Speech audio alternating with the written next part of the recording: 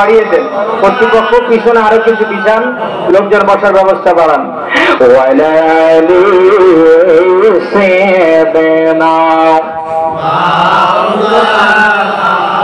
আল্লাহু আকবার বলেন, জবান খুলে বলেন আল্লাহু আকবার, আরো জোরে বলেন আল্লাহু আকবার। আমরা নবীর কথা বলতে ভয় পাই না, কথা বলেন ঠিক কিনা? মানে আল্লাহর ওলিদের কথা বলতে আমরা ভয় পাই না, ঠিক কিনা বলেন? মানে হিজবুল্লাহর মহা ইমামের সত্য কথা বলতে আমরা ভয় পাই না, ঠিক কিনা যারা বলেন? কষ্ট হচ্ছে বাজার, হক কথা তিতা লাগে, কথা বল না কেন? আস্তে আস্তে যাবো তো, কারণ ব্যাটারি চার্জ হতে 3 ঘন্টা সময় লাগে। কষ্ট হচ্ছে না তো? কষ্ট হচ্ছে বাজার?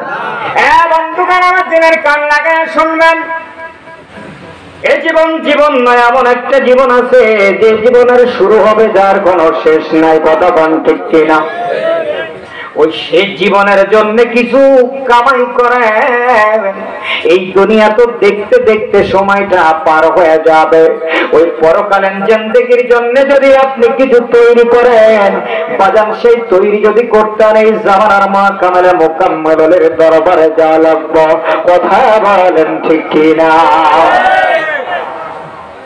এবার আবু বকর দিকে বলেনি, পাহাড়ের মধ্যে যিনি কান্না করতেছেন তিনি দুনিয়ার অন্য কেউ নাই, তিনি হলেন তামাম মাখলুকাতের জন্য যিনি রহমতের নবী।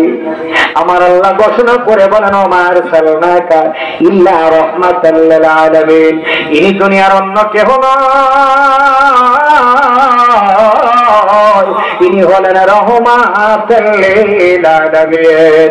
জোরে জোরে বলে আল্লাহু আকবার। বল তোমার নাম শুনিয়া পাগল হইলাম, নাম শুনিয়া পাগল হইলাম, দিদার হইলাম না।